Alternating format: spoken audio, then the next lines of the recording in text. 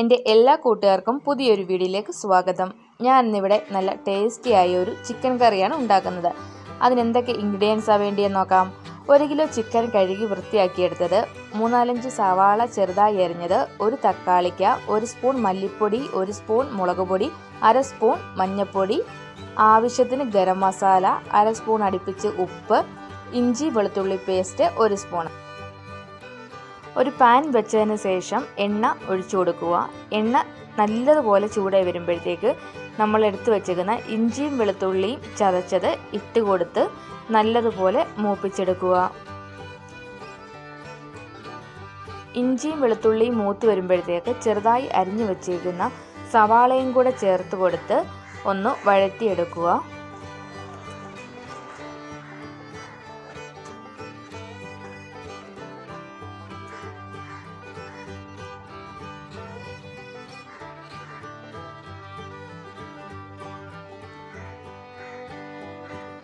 സവാള ഒന്ന് ചെറുതായി വഴണ്ടി വരുമ്പോഴത്തേക്ക് ആവശ്യത്തിന് ഉപ്പും കൂടെ ചേർത്ത് കൊടുക്കുക.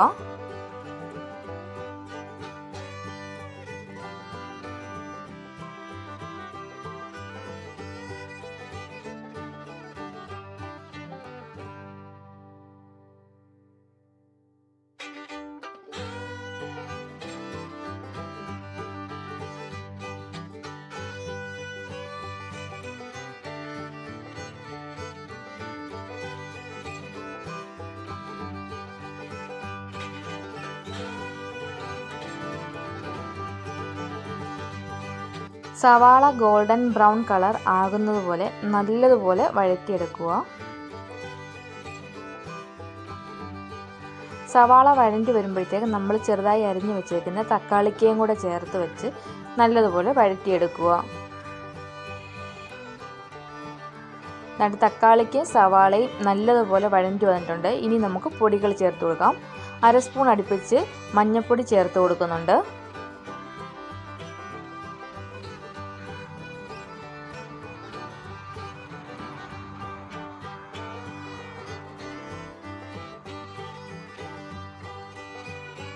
മഞ്ഞൾപ്പൊടിയുടെ പച്ചമണം മാറി വരുമ്പോഴത്തേക്ക് നമുക്കിനി ആവശ്യത്തിന് മല്ലിപ്പൊടിയും കൂടെ ചേർത്ത് കൊടുക്കുന്നുണ്ട്.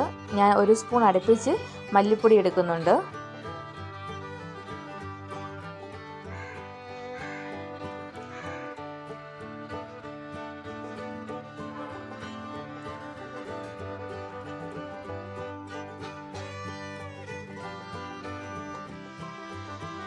ഇനി നമുക്ക് മുളക് പൊടിയും കൂടെ എടുക്കുന്നുണ്ട്. ഞാൻ ഇവിടെ കാശ്മീരി മുളക് പൊടിയാണ് 1 സ്പൂൺ അടുപ്പിച്ച് എടുത്തിട്ടുണ്ട്.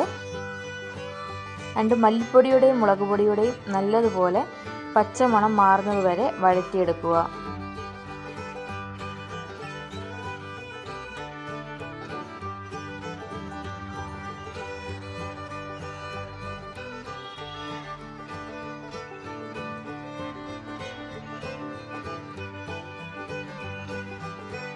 ഇനി നമുക്ക് തയ്യാറാക്കി വെച്ചേക്കുന്ന ചിക്കനും കൂടെ ചേർത്ത് കൊടുക്കണം.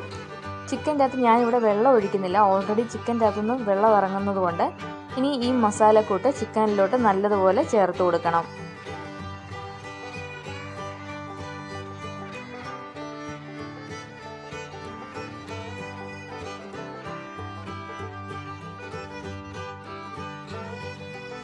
ഞാൻ കുറച്ച് കറിവേപ്പിലയും കൂടെ ചേർക്കുന്നുണ്ട്. പിന്നെ ആവശ്യമുണ്ടെങ്കിൽ മാത്രം, ഓരോരുത്തരുടെ ഇഷ്ടമാണ്. ഞാനിവിടെ മല്ലിയിലയും ചേർക്കുന്നുണ്ട്. പിന്നെ നമ്മുടെ തെരളിക്കൊക്കെ ഉപയോഗിക്കുന്ന ഇല, വയണയിലയും കൂടെ ഒരു 2 പീസ് കട്ട് ചെയ്തിടുന്നുണ്ട്. ശകലം പോലും വെള്ളം ഞാൻ ചിക്കൻ്റെ അകത്ത് ഒഴിച്ചിട്ടില്ല. ചിക്കൻ വെന്ത് വന്നപ്പോഴത്തേക്ക് അത്യാവശ്യം നല്ലതുപോലെ വെള്ളം ഇറങ്ങിയിട്ടുണ്ട്. ഇനി ഇത് നമുക്ക് ചെറിയ തീയിൽ നല്ലതുപോലെ ഒന്ന് വേവിച്ചെടുക്കണം. ഒന്ന് ചെറുതായിട്ടൊന്ന് കുറുകി വരുന്ന പരുവം. ഇതാണ്ട് ഇവിടെ അത്യാവശ്യം നല്ലതുപോലെ ചിക്കൻ കറി റെഡിയായി വന്നിട്ടുണ്ട്. ഇനി ഇവിടെ ഞാൻ കുറച്ച് വീട്ടിൽ പൊടിച്ച ഗരം മസാലയും കൂടെ ചേർത്ത് കൊടുത്ത് നല്ലതുപോലെ ഇളക്കുക.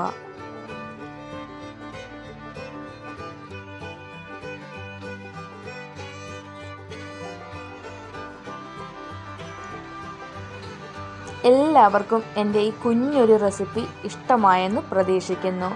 ഇനിയും എൻ്റെ പുതിയൊരു വീഡിയോയിൽ കാണാം. അതുവരെ എൻ്റെ എല്ലാ കൂട്ടുകാർക്കും ശുഭദിനം നേരുന്നു.